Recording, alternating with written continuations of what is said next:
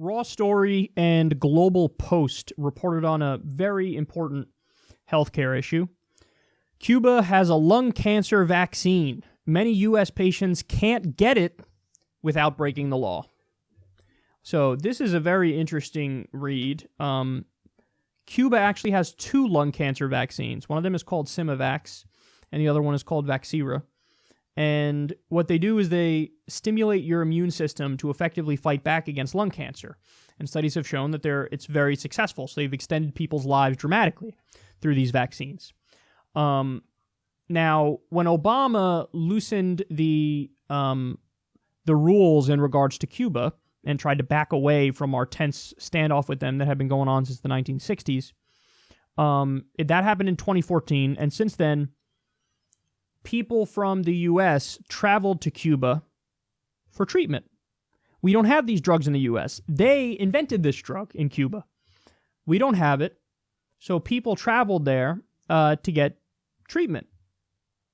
But now, Trump is reversing a lot of the Obama-era rules, and he's cracking down on Cuba. So, at this point, it's illegal to go there for medical reasons. There's a law in the books about that. And now, you actually need a U.S. government-approved tour guide to go with you. And they won't let you go if you're going for medical reasons. So, it's a lot harder to do it. There's ways around it, but you got to fly to another country first and then go. So, it's a pain in the ass. And these people have lung cancer, and they want to get the treatment. And then there's the other issue of they got to try to bring it back in the country, and they need a refrigerated fucking like lunchbox, and because you got to keep it at a certain temperature if you bring the treatment back here for an extended period of time. And this is all because of political reasons. People's lives are in danger, and they might die sooner as a result of sheer politics. As a result of Republicans going, no, we don't like Cuba. They haven't submitted to U.S. imperialism, so we don't like them. So now people who have lung cancer in the U.S. might have to die earlier because we're not going to cut a deal with them. We're not going to get their vaccine. We're not going to allow people to travel for purposes of using that vaccine. We're going to make your life impossible to do so. So we don't care about you or your life. We don't care. We care more about the bullshit political issue of making them submit to U.S. imperialism. It's just the saddest thing I've ever seen. And in the article, they talk about how the numbers were steadily rising from 2014, and then ever since Trump came in, they plateaued, and now they're reversing. So you have people, they spoke to people who were like, yeah, we can't go now. We're afraid to go now. Can you imagine? You have lung cancer. This is the way that you get treatment to survive. And you go, well, because of the law, which doesn't want me to live because it doesn't care about me, now I'm not going to be able to get the treatment. Can you imagine? This is why people are so frustrated, man. This is why we feel the system is broken. And what goes into this decision? I mean, the decision from the Trump administration, it's a mix of a bunch of different things, but ignorance on the one hand, idiocy on the other hand, listening to the military-industrial complex on the other hand, being in a perpetual standoff.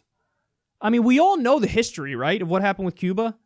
We had a U.S.-backed dictator, then there was a revolution where the people of Cuba and Fidel Castro overthrew the U.S.-backed dictator, and we're so butthurt that our puppet was overthrown that decades later we're like, no, we're not going to talk to you or have a deal with you. Now, this isn't me saying Fidel Castro's good, and this isn't me excusing all of his problems, and there's a laundry list of shit he did that's totally wrong. But this is me saying we're going to still hold that grudge. And that's the same thing with Iran. We overthrew Mohammad Mossadegh in 1953. The CIA put in the Shah, a puppet to the U.S., so that we could jack their oil, and Britain can jack their oil. Then there was the Islamic Revolution. Now, again, I'm not saying the current leaders in the Ayatollah are good. I'm not saying that by any stretch of the imagination. But I am saying that for us to hold the grudge and say, oh, you want to control your own country? How dare you? Now we're going to be punitive against you. Well, that cuts both ways.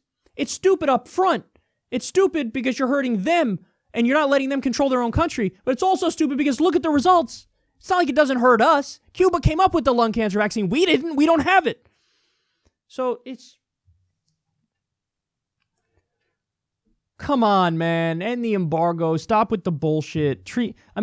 Saudi Arabia is one of our top allies. Spare me the fucking, oh, but the human rights violation. Oh.